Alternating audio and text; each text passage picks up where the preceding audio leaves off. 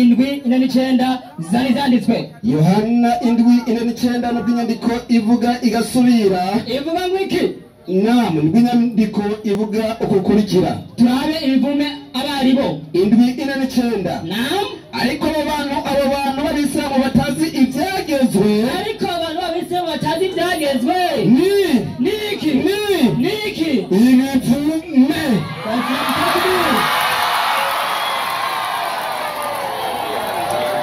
Waislamu takbir. Wote kimya hapa. Abiga mushasha. Msomaji? Naam.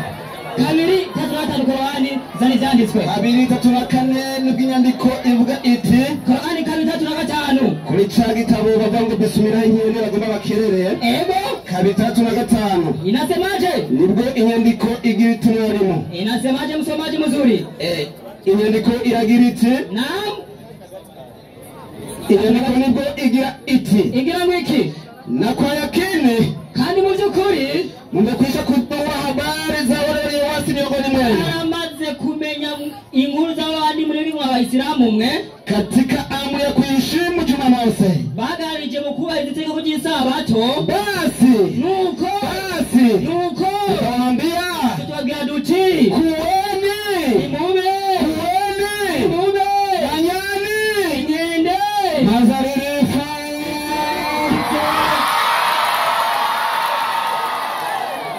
hapo vipi Waislamu? Hapo ni ngoma, Hapo vipi? hapo ni ngoma. Leo ikiwa kiravuga ngo mbega isabato yo mategeko 10 y'Imana n'Abayisilamu irabaraba. Iyo dufise uno munsi mbere ko nigisha ibi byose ngayavuze navyanditse ndabibeje byose abe ngaha marabaye. Ego twagiye mu mwarimu asharaza avuga ngo amategeko ngo ntamuraba yuko ngo amategeko ngo yaha abantu bari bari mu buja. Tumubaze no mugabo Yesu yari mu buja, intumwa zari mu buja. oya mwarimu, ibyo ntabyatsi. Nimuze ngaho mu mutegeko Yesu yari mu buja, intumwa zari mu buja ko zari zarahungiye muri Egiputa. Aratuzaniye iryo somo.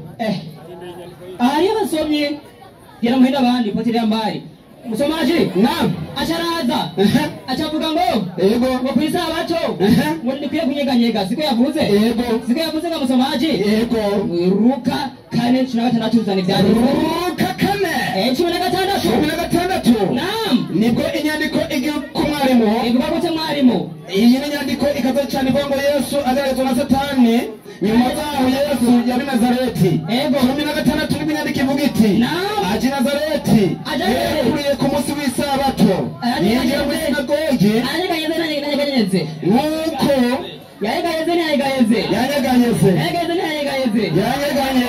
Hapo vipi we? Ukudatahura Bibiliya ntayo tahuro kwishuri. Mwarimu achavuga ngo ngabisirayeli ito maru kisabato nuko bagiki ngo batora amanu ya Kristo. Imana twese turi munsi ninde? Yohana 6:3-5 zani zanditswe. Haraka musomaji. Yohana 6:3-5 zani zanditswe. Yesu arababwira ati ni jewe umutsima w'ubugingo hano uza kuri jewe ntazosonza namba. Haleluya.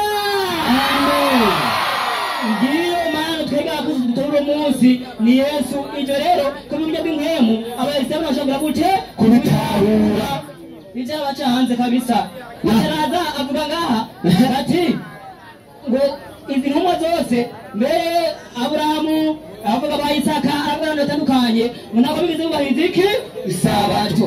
Tugiye gusuzuma iki gitabo somera umuzima n'uwuhe paje ya 10 na 11 uzane byanditswe. Isezerano Imana yasezeranye n'Aburahamu. Imana yasezeranye n'Aburahamu mu mwaka 2023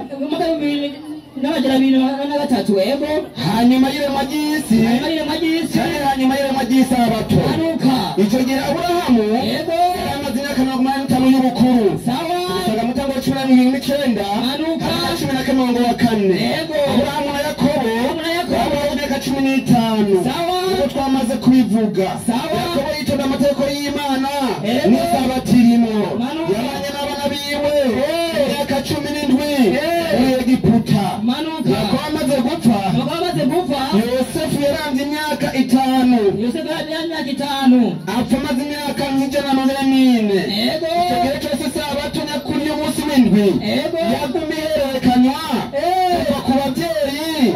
gushika ku bana. Umunsi w'isabato Eh. ikiruhuko ntiwahindutse. Haleluya! Amen. Ibi bintu birasobanutse birumvikana yuko isabato uhereye mu itanguro kabiri umurongo wa mbere kwa gute Itanguriro kabiri umurongo wa mbere kugeza 3 zani zanditswe nibwo inyandiko ivuga uko bukurikira mwarimu. inasemaje? Inyandiko iravuga ngo Imana yeza umunsi ugira indwi, Imana yeza umunsi ugira indwi, ijuru n'isi binonosorwa kuremwa, ijuru n'isi binonosorwa kuremwa, bone biri mu byo byose by'isinzi. Ego. Ku munsi ugira indwi Umunsi ugira indwi Imana inonosorwa byayo yakoze. Ego. Iruhuka ku munsi ugira indwi Ego. kuba byayo byose yakoze. Ego. Nuko Imana ihezagira uwo munsi w'indwi Imana yazagira umunsi w'indwi iraweza iraweza kuko ari w'Imana ari w'Imana yabukiye ku bikorwa byayo byose Eh. ibyo yaremye Eh. kandi yakoze. Isabato yatanguye kuruhuka Guhera kuri Adamu. guhera kuri Adamu. Imana imaze kurema umuntu ikaba ibintu byose mu minsi 6 yashyirwa ku munsi wa kangahe? Umunsi w'indwi. Maze Imana iheza Adamu yatanguye kubaho imbere y'abantu bose bagira gute? Barabaho. We vipi uri shuleni msomaji? Twasiye rero acharaza avuga ngo isabato twege nk'abarundi nigira gute? Onitureba. Yesaya 5:6 umurongo wa 2 umurongo wa 6 avuga gute msomaji? Yesaya 5:6 umurongo wa 2 nibwo inyandiko igira iti Wawe arabaraba ni isabato nibwo inyandiko igira ukukurikira. Ego. Hahirwa umuntu akora ibyo, Hahirwa umuntu akora ibyo, n'umwana w'umuntu abibangiriza, abibangiriza akaziriza isabato. Badumira musomaji abana abantu turamukanye, abana abantu turamukanye. Umuntu wese badasaba n'abantu n'abana b'ihene mwari mu manuka. Umwana w'umuntu wese rero akabaguriza iki?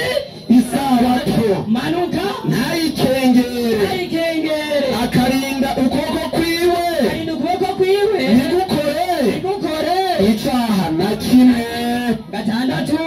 6 baragira hati kandi n'abanyamahanga n'abantu bose b'abanyamahanga b'Abisirayeli bifatanya nanje n'uhoraho kugira ngo bankorere bamukorere bakunda izina ryanje izina ryiwe abasabyi banje abasabyi b'uhoraho umuntu wese aziriza isabato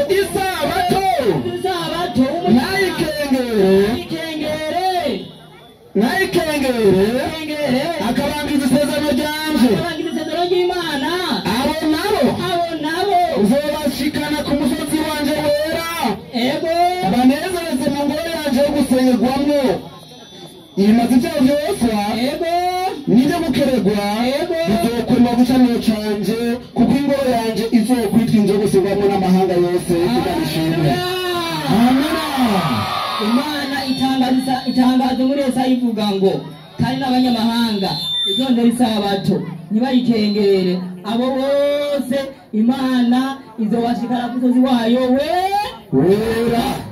Urupinga nkani mwarimu asharaza adarije gukebwa. Yego. Twenge natwe bose kira muri Galatiya 5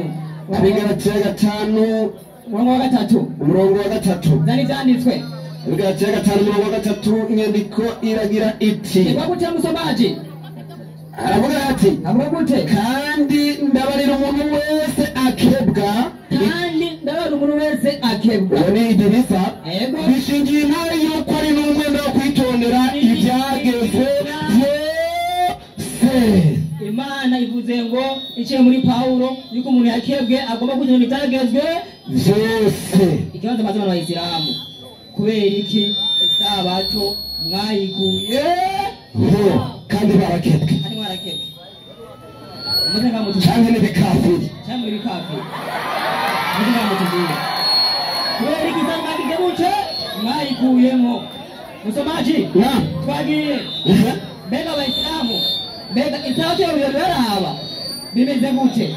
Korani 32 umurongo wa 3 wa gute? Korani 32 ku murongo wa 36 haragira hati, aravuga ngo kwa hivyo tukaifanya adhabu hiyo kubwiba ico mihano tukigira onyo kwa wale waliokuwa katika zama zao. Tukigira soma.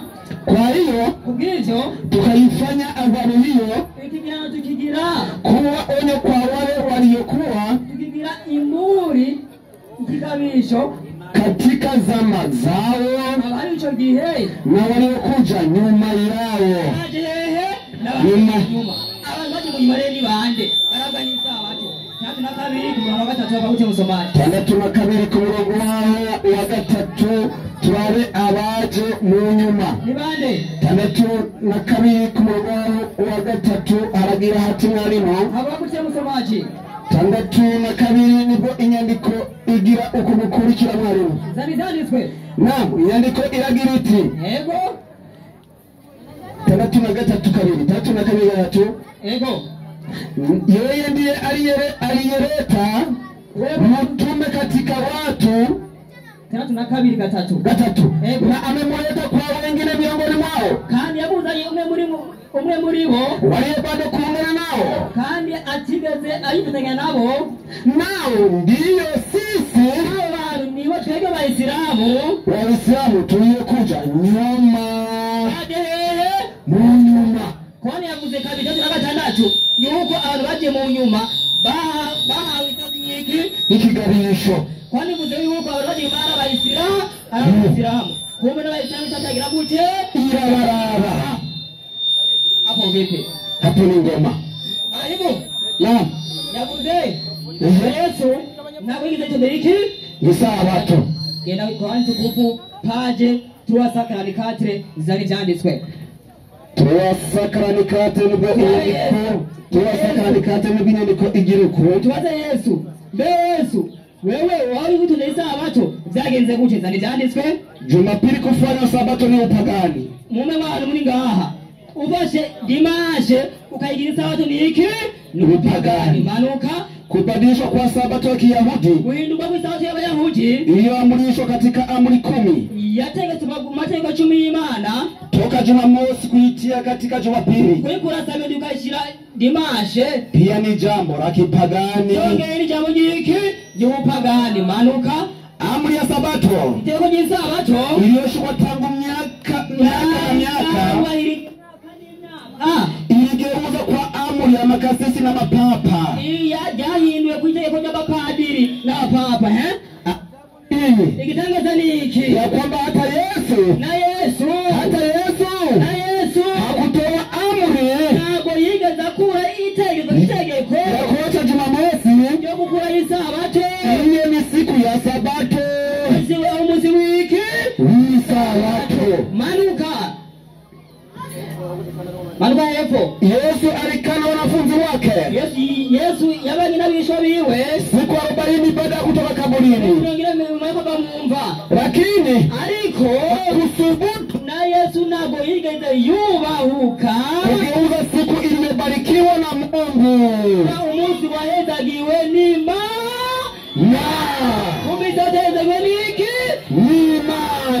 Ikoze Waislamu kubera iki mwebwe isabato mwagize gute mwayikuye turaza kugaruka mwari muvumvise. Haleluya amen. Mwabibonye mwe nababarira niyasubira ubuhoho ndibaza cyanda muhindurira umwarimu ngira niho biza kugenda neza. Reka nta commentaire ni Rwanda atera ku kigwa kiriko kirumvikana neza. Kiriko kiratahurika. Waislamu takibir.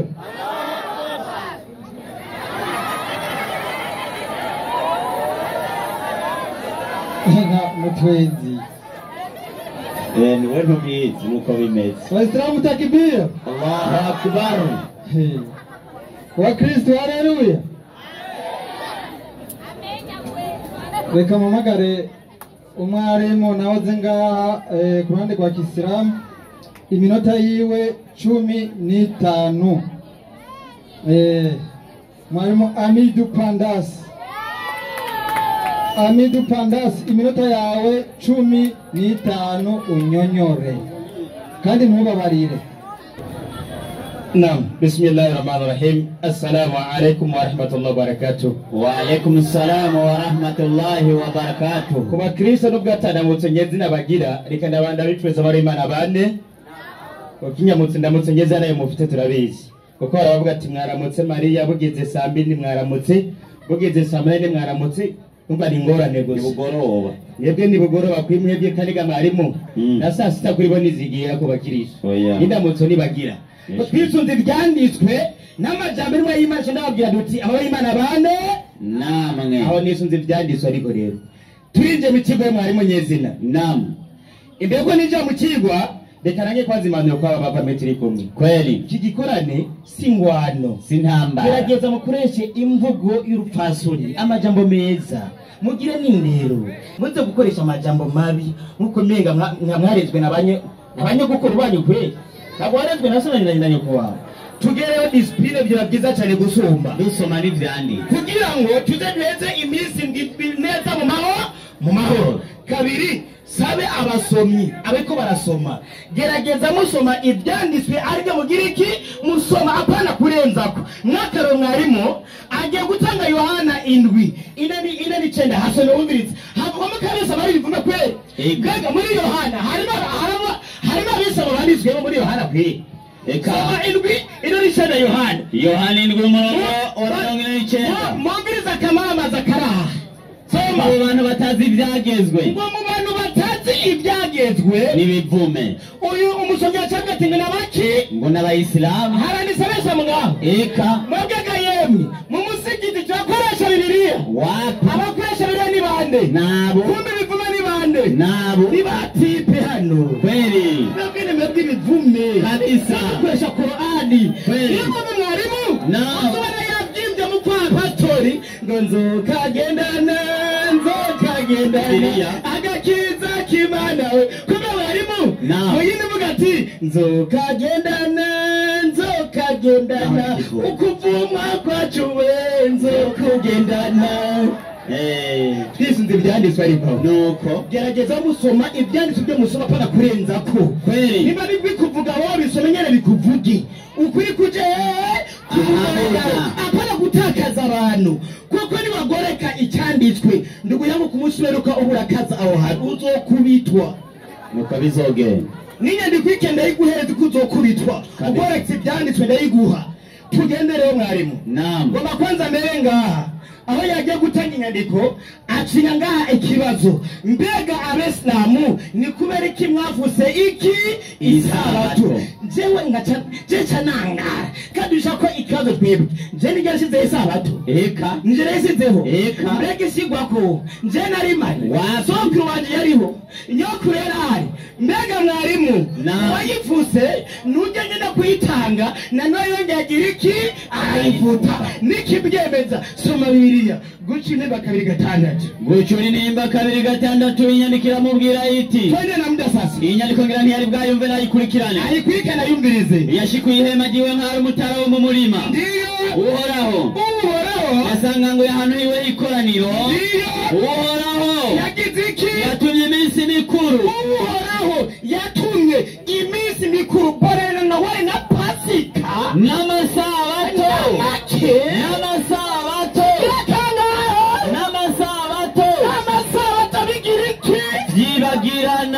byibagirana isiyoni kumbe kuba tuzura akabo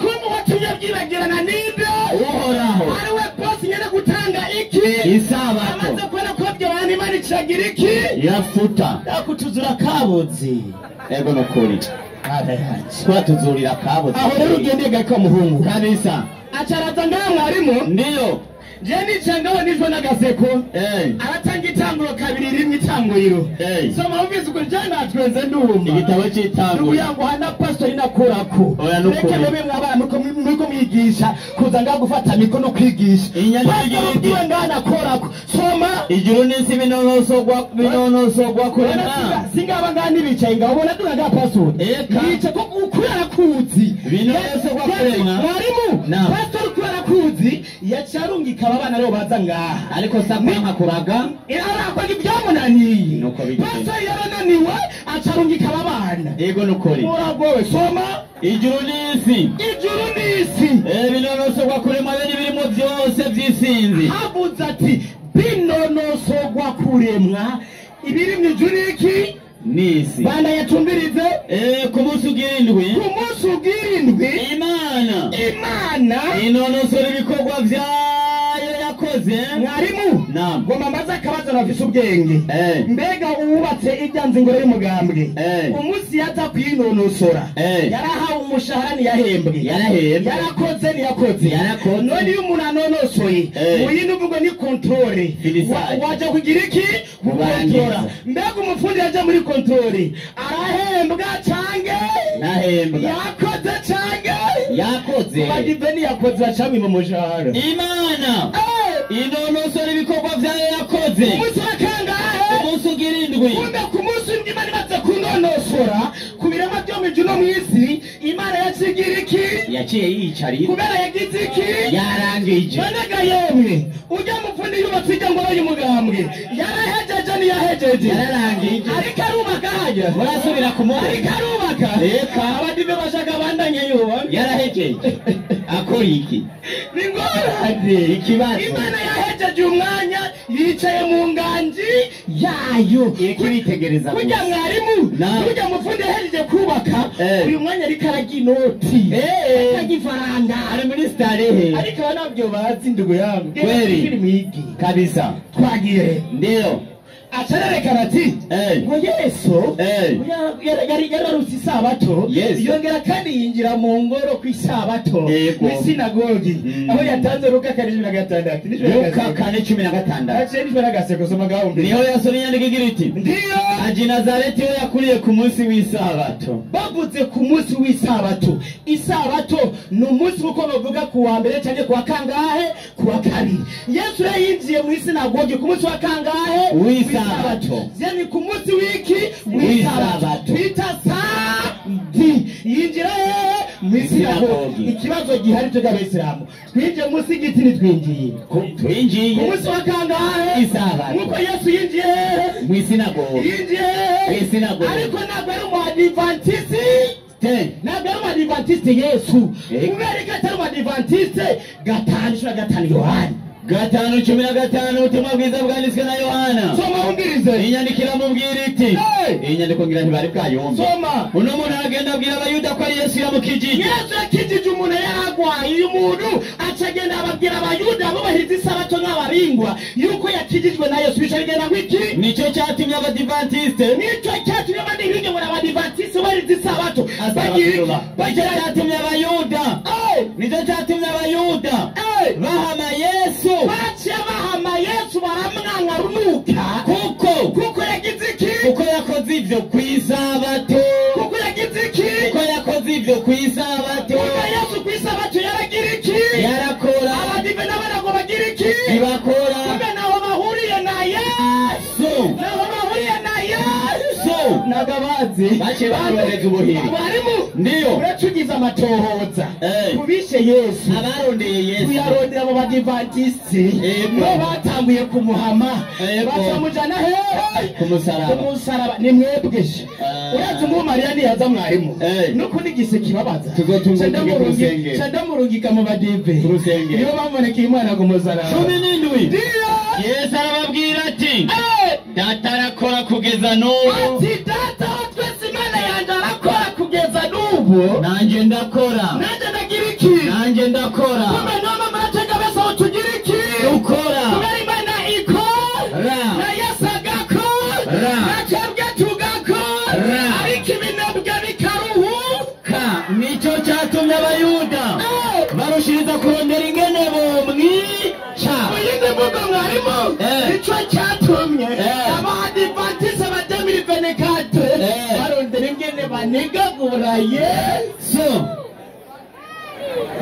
nabo nuko rero ugende gaki wa muhungu nabo bankunda acaragenda mwarimu mu ndabiri minota acagenda gutanga Yesaya 5:6 ahera kabiri kwerekana yuko imiryango yose n'abantu bose basabwa kuruka isabato je nacenishwa n'agaseko reka ndakwigije Bibiliya ndaziko nayutse soma Yesaya 5:6 kwijana mu kwa gusuka bwino kome ngo rayiza tayutse soma umbirize wewe murongo wa kabiri hera kabiri nyarutsa hahirwa umuntu ndiyo akora ibyo n'umwana w'umuntu ndiyo abibangiriza akaziririza isabato ndiyo ntayikengere akarinda ukuboko kwiwe ndiyo ntigukore icyaha na kimwe kweli kabisa kane kuko ariko waragize kuvy'inkone kuvy'inkone abavugwa hajya zari inkone mede muri inkone ngira ni inkone jamani izi ni inkone zira barazikora kumbe tuba tuyaga niki n'inkone izi ni inkone zibereye yego none mwarimu izo nkone zariko ziravugwa zari inkone z'abarundi zahe umunana wenyene umwami Imana ndiyo umwami Imana umwe rugenda gira iki akoraniriza hamwe bari birukanywe abandi bari birukanywe bo mu Bisirayeli mwarimu za nkoma zako ziravugwa nizo muryango wa Isirayeli aba nabo bacabisha mu komega ni ngono kumbe kakabiri kaduga ngora ni ba Paulo mwarimu Idrisa namushiko akirivyo tubaheretse koko umva bamukorera kandi ari ngono kandi ahantu ataduga inalirahi waina naye atoni twagira mwarimu kweli je ndabaheze ni mano mwabahungu ugende gake koko twenga hari abasomyi muze muragenda gake kabisa ile tugiri twishira mu kwaha bayishize hehe mu mutwe tugende rero ndiyo acatanga bigaratiya 5:3 igitabo cy'abagaratiya 5:3 nyaroze 5 umurongo wa 3 acaja kuri Paulo kubijana byo gukebwa hagira hati ntabwo twenze soma mbirize kandi nababarira ibyageze ibyo nibyo umuntu wese akebwa ikingirana yuko ari n'umwenda wo kwitondera ibyagezwe byose ndiyo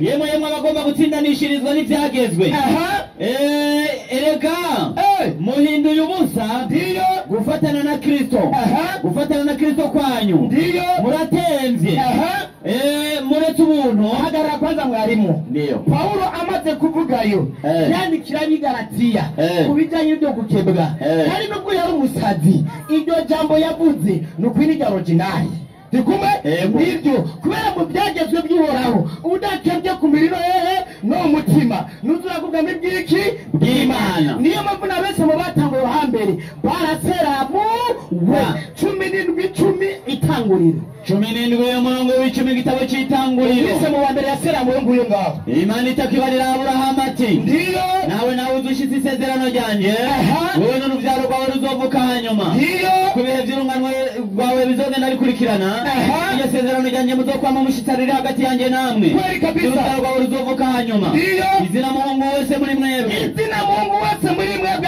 azakebwe mu mukebe ku munwa w'icyo mwambariye w'icyo mwambariye hajya mbora mwasite sentire niho bakeba kizo bikimenyesha isezerano riri hagati yanjye namwe maze iminsi 8 avutse azakebwe izina Mungu wese azakebwe ndabira ko ari abakobwa mwarimu niyo mpamvu na Paulo bwari umusazi mu bitipi 3:5 yaseramuye ku munsi ugira kangahe 8 14 kandi nihagira izina Mungu atakebwe ku munwa w'icyo yambariye azarandurwe mu bwoko bwabo pastor turabiko babasiramu abahungu bawe yego kweli turabiri cyo gituma bavuga ibintu bitaroranye badabiri usanga badasiramu turabigisha n'indiro kubwiyo kumenya amajambo bavuga usanga badasiramuye hari abantu babakuze abanyabwenge kandi basobanukiwe kandi biza kugara abantu bakuze abanyabwenge kandi babasomyi kandi babiyuba bibashe gerageza mukoreshe imvugo nziza kugira ngo ibintu bigende neza kandi tuze turangize neza hama dutange inyungu kuba ku bantu twabwira nka bese abo mwarimu tubavuga duti abahawe isabato yari abanyisirayeli bo mu gihe cyande cya Mose kandi isabato bahawe si y'umunsi w'indwi yonyene bahawe amasabato y'ubwoko bungahe butatu atandukanye n'ubu yakeneye mu kanya ndaje akinyuma karahinda ndabajane ku ishuri kweli kabisa. Waislamu takbir. Allahu akbar. Sio raha. Wanje bo barimu. Nuko bigenda. Bigisha bikumvikana. Bumvira. Bigenda umengo twawe n'amazi. Yego kabisa. Umuntu akaguma yaya amaboko mu nyandiko zitandukanye. Nk'uwo twawe n'uja hirya no hino ufata vyaha. Ngorane kabisa. Ariko twama tubigisha kandi tukama tubigisha gushika bagize gute batahuye. Umwanya w'inyigisho urarangiye. Tugomba tuje muri wa mwanya mwiza w'iki wibazo n'inyishu. Yego kabisa. Ibibazo n'inyishu nibazo yuko ikibazo mwarimu wanje yagiteguye. Ndamusaba haguruke aze abaze iminota 2. Basi twe twirirwa turategura. Yesu yavuze ngo mwame mugavye ko mutazi umunsi. Nuko bimeze. Twe dukurikiza ibya Yesu. Kuko Yesu nawe yari shehe. Yego nukuri. Natwe. Iminota 2 kariho ubaze ikibazo cyawe. Kabisa. Naam. Assalamu alaikum wa rahmatullahi wa barakatuh. Wa alaikum assalam wa rahmatullahi wa barakatuh. Kubera nabonye ababa arimo ndabaravye kujisha kumburiza n'ingene bigisha. Nikuri nta kibazo kiremereye ndababaza. Oya. Reka ndababaza akabazo gato. Kugira nabi ingene bigenda. Ubasuzume mu bwonko muri uko inzanye ururemereye ndabona ngacyo ikibazo. Reka rero nizanire gato cyane. Yego. 2003, 32 abarewi. 2032 gitabo c'abarewi inyandikira babwira iki? Ibabwira ngo iki? Uwo munsi uzubabera isabato yo kuruhuka bihebuye. Uwo munsi uzubabera isabato yo kuruhuka bihebuye. Muze mubibazeko, muze muwitondere. Uwo munsi munawitondere. Iyo sabato yanyu. Muze muhere ku mugoroba wa kangahe? Uwo munsi ugira 9. Ikibazo ko mwebwe muri abasabato b'umunsi w'indwi. Iyi sabato nayo y'umunsi w'9 abayihimbaza n'abasabato mu rusengero rwitwa ngwiki. Assalamu alaikum. Wa alaikum assalam wa rahmatullahi wa barakatuh. Haleluya wa Kristo. Haleluya. Noneho ikiba cy'uno munsi kiravuga ngo munyumvire, kivuga ngo mbega isabato iri mu mategeko 10 y'Imana n'abayisilamu baraba. Sico kigwa dufise mu mwanya wose bamaze ngaha n'icenda ntibarayerekana n'ibyo gusambana cyangwa ibyo kwica ngo bayatwereke. Ubu nahabajije akabazo koroshe ako ubajije icyo utaruzi reka bakikubarire. Mwarimu ngwino ushuri ikibazo ciwe mu minota 5 kandi minota myinshi nirirwa ndamuha 5 kugira abahejeje hugo inyishu. Yesu ashimwe. Amen. Ko yavuze n'isabato azovayo. Idirisa raba hino ko primera nzohava uvayo. Ubu ni mitende please umwe. Nukuvuga ngo ahantu byamucangiye ni hamwe. Ubu Idirisa isabato yo mwirema ntazi ngo niyi. Ntazi n'amategeko ayigenga. Cyo ni kimwe. Isabato y'amategeko 10 ntazi ngo niyi. Ntazi amategeko ayigenga. Kabisa. Hari n'amasabato bita iminsi mikuru yaba mu kwezi kw'indwi. Iyo amasabato rero bita iminsi mikuru y'inyi yuhora.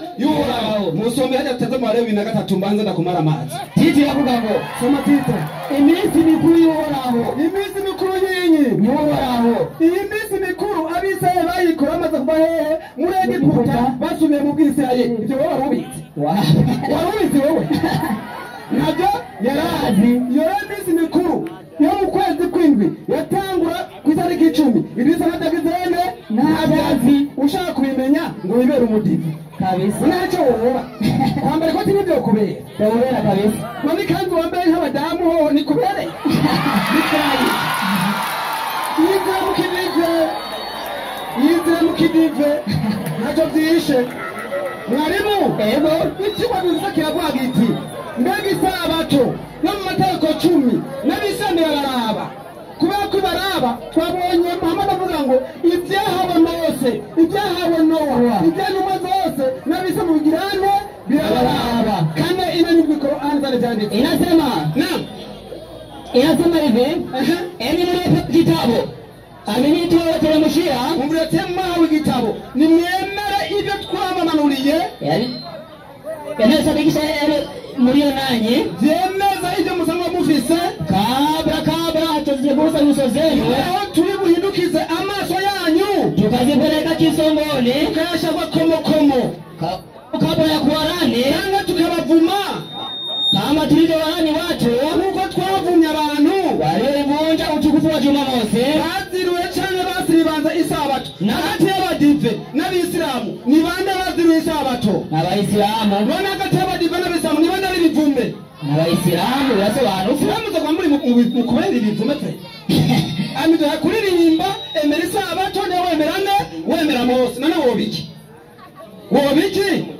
cyane marimo dusome bibiri na gatatu rero ku murongo w'icenda yaranditse ngo kugira hasobanukiwe ahantu ari amucanze uhoraho abara Mose ati bari abisirayeli uti nimwashika mu gihugu nzobaha ego mukimbura ikimburo cyaho ego muze mwame mushyira umuherezi umukama ego wo mu vyimburwa vyahanyu vy'umushuzo nawe manuka ku icumi haravuga ngo nawe awuzungurize imbere yanje ego kugira ngo ubabere ishikamwa ryemerwa ego ku munsi ukurikira isabato umunsi ukurikira iki isabato byose byaba mu minsi mikuru y'isabato n'umwanya y'isabato isabato ati iminsi mikuru y'isabato itangura ryari iba mu kwezi ukuwe yoza ngaho akabyina gatera amakorasi atazi kabisa rero ibi ni by'abadive ushaka kubimenya ingoro nje hehe mukirive mwarimu dusomerera Korani 7:33 Korani 7:33 tuba dufise niki mbega isabato amategeko 10 n'abisamira baraba dusome muri Korani Navuga ngo nawe uze habari za mji ati nubazi nkuzo zigisagara ambao ulikuwa kando ya bahari igisagara cyacege hamba w'ikiyaga watu wa mji huo wanamucho gisagara walipokuwa wakivunja sharia ya Jumamosi bari itegeko ry'isabato ambao waliambiwa wasifanye kazi bari ntibaze bakora igikorwa katika siku hiyo n'uwo munsi wafanye gusa mu byo bari bukore ibada tu gusenga gusa na kazi yao kandi akazi kabo ko uvuvi soma konta tuwe na kabiri usome ku ngo w'icenda n'uw'icumi mu busobanuro n'ushaka haravuga ngo Muhammad ni wa mbere gishawe isilamu mugirane kuzirura isabato mu gice tuzi isabato narusome girane irabara kuko uyu munsi iteko ryo gusambana muri swatu Nur 2:4 ku murongo wa kabiri uza gusoma ngo umuntu niyasambana mu bw'isilamu akubitwa inkoni ijana none uwo usambana bari kubitwa inkoni ijana uzi isabato ne gukubitwa gayeni ego somera inyandiko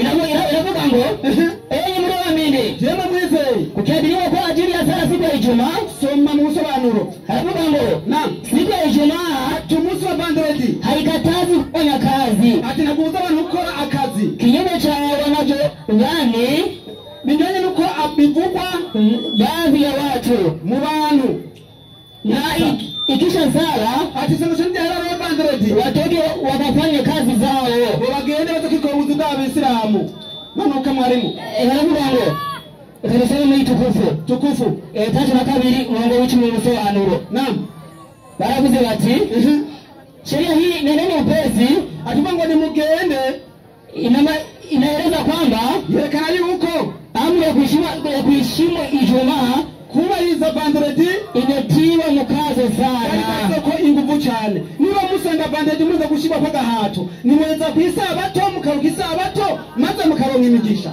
haleluya amen nimagwa munsi ya bandredi umunsi wo gutora kunda ko ya Muhammad muzuga muri bivu ne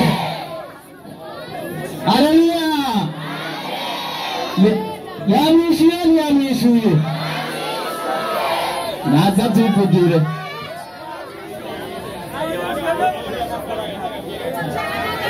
Waislamu takbir Allahu akbar yamwishuye nazigera yishura ikibazo cyashize gushaka umunsi w'umuhero karibu mwanya ni muto iminota 4 minutes 4 minutes ni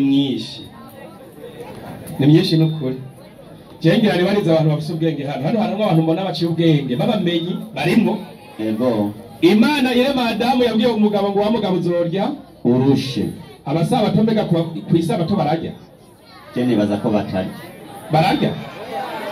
Imana yabwiye abagabo ngo wamugabo uzorya urushe, wa mugore nawe uzovyara ubabaye. abagore b'abasabato bageze ku isabato bagenda kuvyara igiseke bafashe bagenda baratwenga, ngira bagenda baratwenga. iryo tegeko ryaravutwe ahandi abajije abafise yakiri abafise ubwenge. abo Imana yahaye itegeko ryo gusira itegeko ry'isabato twababwiye ko bari mu buja mu kwande kwa Farawo. Imana ibahinya bajya iminsi ibiri, Imana ibabwira ati ntibapfe aho bari. uyu nawe ndamubaza nti mweko mwitwa aba adventiste b'umunsi w'indwi, ntiyumvise n'ikibazo neza? Eka tugaca tubona n'isabato y'umunsi w'icenda.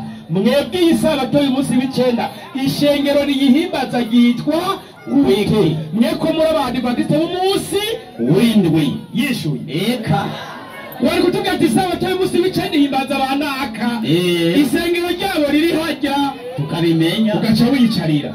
ariko kuba atari mwebwe mwahawe isabato acambwira ngo yari iminsi mikuru. iyi minsi mikuru rero mwahimbaza y'isabato Imana izobagira gute ku munsi mperuka? Amosi 8:3. Amosi 8:3 inyandiko igira iti igira ngo iki? kuri uwo munsi indirimbo zo mu ngoro, zirya ndirimbo zo mu ngoro y'abadivantiste zizohinduka umuborogo, ziriya ku munsi mperuka zizohinduka umuborogo. niko uhora hagize. ibyo bivuzwe n'Imana ntunira umusayi. imivyimba izoba myinshi ahantu hose, imivyimba y'abaririmbye kuri uwo munsi izoba ari myinshi, bazoyishiburira hanze mu gacerere. iyo abamarayika bazogenda imivyimba y'abakobwa barimba mu rushengero igenda iterera hanze, abamarayika baterera hanze. nimwumve ibiremwe bagomba gusira ibanga abakene, nyarutsa no kumara imahazwa zo mu gihugu. ubu basigaye batonda ikigera 10 ca misiyoni ca divisiyo sinze mukavuga muti wogira ngo ni obere.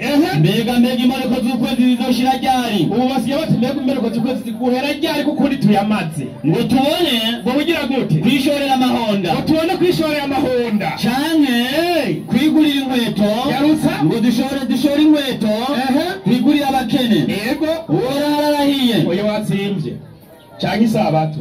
cyane mukavuga muti canke isabato tubone gutundura ingano. ngo isabato ngo izogera ryari tubone gutundura ingano? ngo tugure tutuvye ingero yitwa efa. ku isabato iyo minsi mikuru hanyuma mugiye kwiba amafaranga, tugwize shekeri duhendanisha iminzani y'ibinyoma, mutangura kwirisha iminzani y'ibinyoma amaresi yo gutanga amafaranga aho gufasha imfuvyi nayo mwirira. yego nukuri iyo ni bibiliya si jewe ntundara. eka iyo sabato y'umunsi w'indwi mwebwe ntayo mwahawe, anaco gituma intumwa kazera n'abayiti yanyu yabazaniye Adventiste yatubwiye ngo iki mu gitabo ciwe ibyanduka byo mu minsi y'imperuka. narisoma inyandiko 179. ikintu cy'ukuri nuko Abadiventiste b'umunsi wa karindwi, Abadiventiste b'umunsi w'indwi bibereye munsi y'ibendera rya Satani. kuvuye muze mu musigiti mukire. yego nukuri ere n'abayiti bibereye munsi y'ibendera rya Ibilisi Shetani. kweri none umuri mw'ibendera rya Shetani woca mw'ijuru basigana muhimbazi y'umunsi w'icenda. nico gituma Imana yaciye ibavuma, bamwe bacika inkende zisuzuguritse abandi bacika ingurube. kweri kuko bagiye gukonora itegeko ry'iki ry'Imana. Imana ikivuta iki? isabato. Yesu acavuga ati datara ko rugeza n'ubu nanje ndakora. natwe abayisilamu turakora kakuje. acavuga ngo iby'amakanzu, acavuga ngo amakanzu baramba amakanzu nk'abagore. jaje yire mu bari w'icumi na gatandatu kane nawe ucumbwira iyo koti nirakubwiye uyambaye 16:4. igitabo c'abaroni yarutsa inyandiko iragira iti hagira hati yambaye yakanzu yejejwe yaraderere. hemwe sinayambaye. yego ndakubariye nti iyi niyo nyambaro yejejwe. jewe ndaguha umurongo ushobora kwibaza ngo ntiyera, si sawa? yego reka nkwereke itera nayo kuva 2008 nyarutsa 3:9 agira ati kandi yakanzu uziyigisha mu buryo bw'insobane mu nyuzi zera derere nziza. uzigishe n'igitambara cyo kuzingira mu mutwe, nguriya yakizingire muvandimwe wanje mu nyuzi zera derere nziza we n'umukanda. abahinga bavyo bagira gute? babigererenge kw'amabara. izi nizo nyambaro zece jwe nico gituma nambaye igisabuto kibisibara. uriya nawe tubwira ikoti yirabura itukura yera nyerekana Imana yabwiye ngo wambare ikoti. yego ni karuvani ugaca winiga n'intuguti kwishe. yego kabisa. salamu alaikum. niko jombo ukambara ikoti. Waislamu takbir. Allahu akbar. Raha. Hayumvise umwana ateye akaruru umutima winjiye.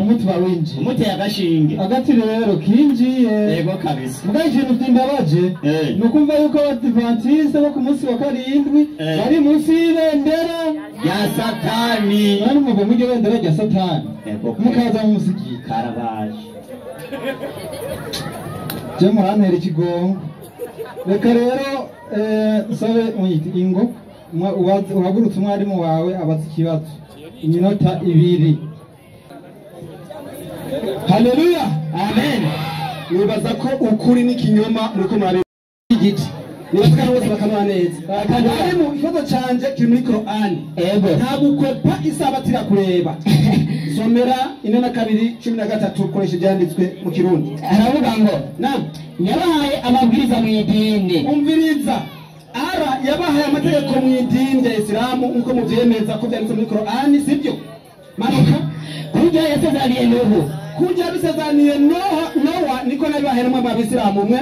Ni navyo yagusezaniye Muhammad, ni navyo yagusezaniye Muhammad, ni navyo yagusezaniye Ibrahimu, ni navyo byahawe Aburahamu na Musa na Mose na Isa na Yesu.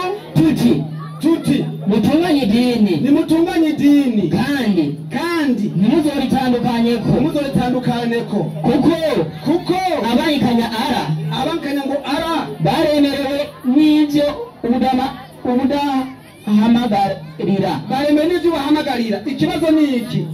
Ibyo Mose yahawe ni navyo Abrahamu yahawe, ni navyo Muhammad yahawe. Twabonye mutacu kuvayo 28 kugeza ku 11 Mose ahabwa isabato. Iyi sabato Mose yahawe ko na Muhammad yayihawe yanditse mu kihe kigabane cyo muri Qur'ani, na yahe mategeko ayigaga ngo mugirene muyubahirize.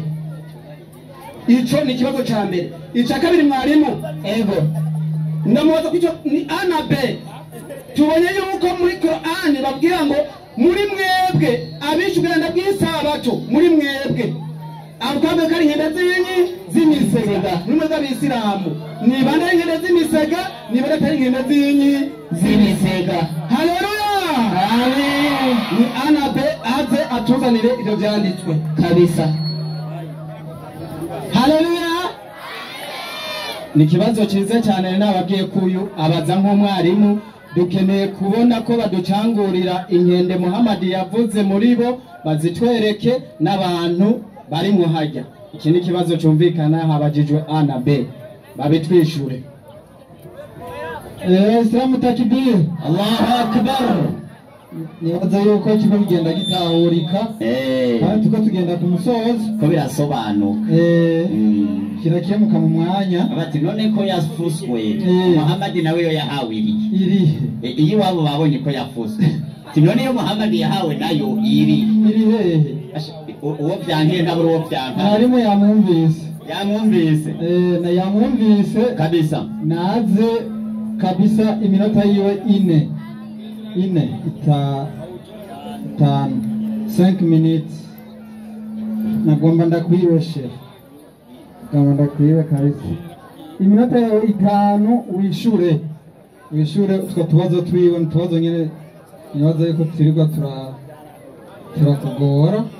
Iminota 5 uzoba utwishuye neza.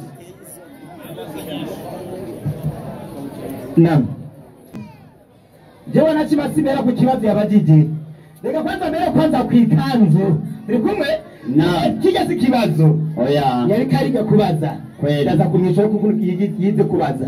Mbega kubera ikijya mwalimu Idrisa yatanze abarera 16 rimwe bumva ikanzu yera baca bateza iki akavuyo kubera ko atambaye ikanzu yera. Ni kubera iki kuvayo mu gitabo cy'amategeko cya Mose 28:39 28:39 nyandiko iti kandi yakanzo uzigishe mu buryo bw'isobane mu nyuzi zera derere nziza. Atubavuze kugisha no gukora ukikore mu nyuzi zera derere kandi nziza. Ndiyo uzigishe n'igitambara cyo kuzingira mu mutwe mu nyuzi zera derere. Yego. Bene umukanda. Ndiyo. Abahinga bavyo. Abahinga bavuze abahinga ni abamenyi bakora imuzu. Ngo abahinga bavyo b'amakanzu bazagira iki? Babigererenge kw'amabara. Babigererenge iki?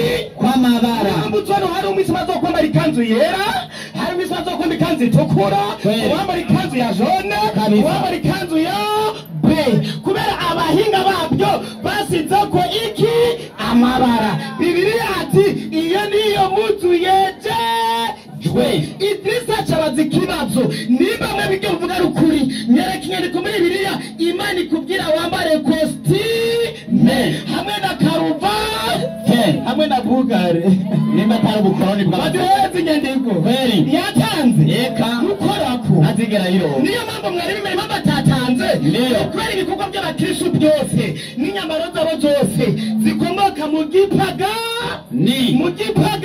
ni unaguze pyo ndaguha inyandiko kabisa upime gusa ubyogore cyenda kwereka gagera ku kibazo rero abajiji tugere ku kibazo mwarimu kweri 4:13 Qur'ani 4:13 Qur'ani soma nyere kwanza Qur'ani kiruri tafsiri izina ry'Imana nyene mbabazi nyene impuhwe yabahaye amabwirizwa mu idini kugira asezeraniye Nuhu. Iyi ni Gaburiyeli kabwira Muhammad ati Imana yabahaye amabwirizwa mu idini kugira Imana yasezeraniye Nuhu cyangwa yahishuriye Nuhu ni navyo yabusezeraniye we Muhammad na niko nawe Muhammad wahishuriye cyangwa wahawe isezerano navyo twasezeraniye Ibrahimu na Musa na Isa ndiyo tuti mutunganye dini kandi nimutiritandukaneko uko ababangikanya Allah baremerewe n'ivyo ubahamagarira Allah ahitamwo uwo ashatse atuwara abo muremye ahitamwo uwo ashatse kandi agatumbereza iwe uwigaya ahagarara kwanza gatonya atatubaza isabato Muhammad yagize iki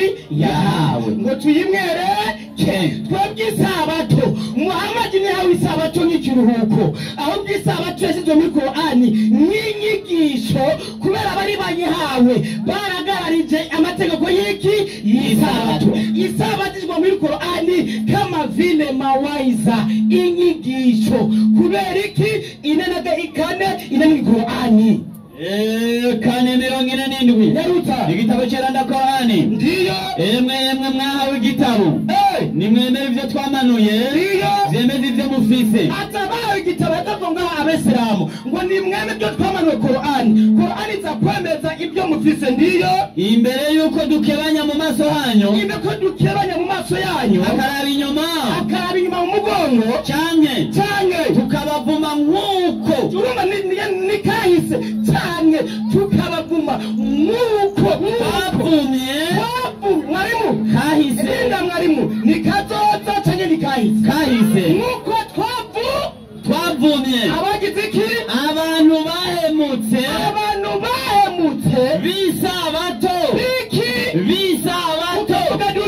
kuko tegeko rya Allah ni ngombwa rishigwe mu ngiro kubera kitego cy'umurabyo wacu ni ngombwa rishigwe mu ngiro haga rero iyi sabato muri Qur'ani ni yaje tugabese mu tuyubahirize ahubwo yaje kutubera inyigisho nitubabagarariji n'abahawe iki isabato kubera abahawe isabato bamaze kuranirwa Imana yaciye ibavuma baca bacika iki ibivume iciza icyo yigisho nitubi bivume tube abemerama bubahiriza amategeko y'iki y'Imana acarabaze rero abe hagati y'ibivume n'abatavume ngo mwe muri twebwe tukiba ni batavume kubera tujye turabesera ntabwo turabisaba kubera isabato n'ibivume amabese mutabemerama nakigaragaza ubwami bw'iju nkaburaha cyo kimwe na Yesu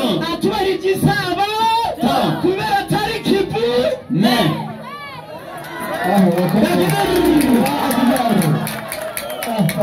nawe urakomeje ugenda gake umuntu umwe nawe yaririmbye ngo kubitutababarira nuko bigerera murababarira mubakubita izobariha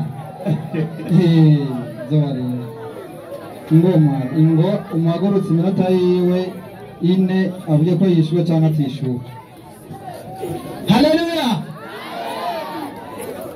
Abaturatsinanye nuko nyene bameze araje aravuga ngo bijya kanzu yiwe ngo irajererenze kw'amabara hari amabara mubona none uri kuhenda bande uma hamwe iki numviritse ibibazo umwarimu wanje yabajije ngaha yamubajije adusobanurira inkende muri bajya avuye yatazisobanuye kumbure sinzi ico bazibike zose nkeka arizo reka mpamagare mwarimu avuge ko yishuwe canke ateshuwe. Yesu ashimwe. Amen. Ikigwa nubwo bari umwana yamaze kubona yuko abisama ko barakwepa.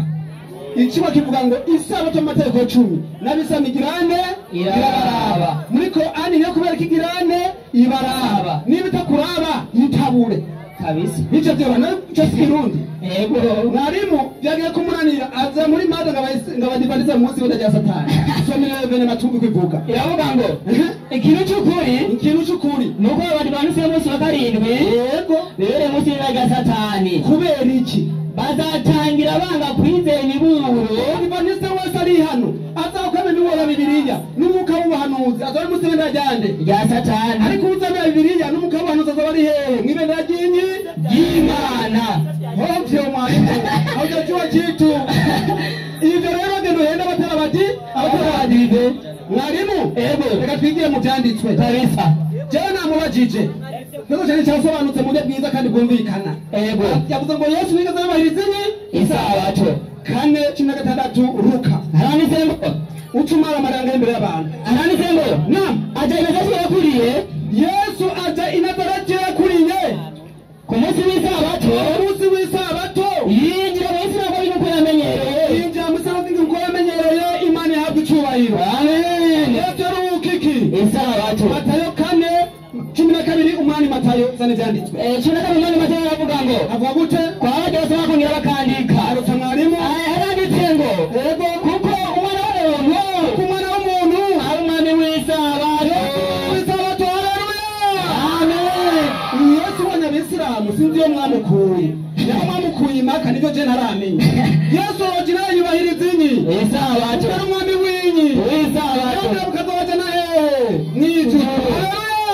Amen. Abaruka isabato mbere bazoja he? 3:3 Yesaya 10:22 sanidanditswe. Haravuga ngo nam mukujurisha nisi nishoza wona bizoba imbere yanje. Yego. Nikorogera kwa nizora uri koragize. Yego. Igihe kizoza. Wewe none ko zukwezi. Kumbona ko zukwezi. Gushika kuzindi. Wewe kwisabato gushika kuyindi. Kwisabato gushika kuyindi. Abantu bose turamukanye. Yesu abahumugisha. Bajyasabantu mwari banyuga amacupa. Ubona abantu bajya. Yume disayibasha ku. Abantu bose mara turamukanye. Aho ni mwijisha n'izisha manuka. Abantu bose. Azabaza gusenga. Imbere yanje. Uko niko waragize Imana ihabwa icyubahiro. Amen. Niburasema ku isabato ukabusanga kundi umunsi Imana itavuze atari Imana utegezoja mu muriro. Uko ni cyane ko zivuga ari mu kare inende Qur'an. Haravuga ngo nam enyi mwa kitabo rema mwahawe igitabo amiri tunateremusha nende twurukije yarasabikisha yari nanyi ndembe zije mwari mufise kandi arizo dose yusezene ubirukiza amasanyu ukazimbera kisongoni asaba komo ukaba yakuwarani ndako tubaguma kama tulivyo warani wacu uko twagumye abantu bari haribu utukufu wa Jumamosi ononye uganda bisabato na amri ya Mwenyezi Mungu kwa Imana na amri ya Mwenyezi Mungu ni jisabato lazima kufanywa bakugirane kuwa ikibazo iki nibitako Imana jisabato ari ngombwa gukorwa biri muri Qur'ani byagiye muri Qur'ani gukora yiki niyo bitabaraba aho ni wavuhuririye aho ni washobora mwarimu Zaburi 9:5 mu Giswahili zari byanditswe agakiza yumbari kari kure n'abasibo haki n'abajya batara bagororotsi kwa maana nara yuko abajifunzi nabo bigisha amri zako amateko y'Imana. Haleluya. Amen. Nutiga amateko y'Imana agakiza kazoba kwe yawe Imana imekaniye mu muriro.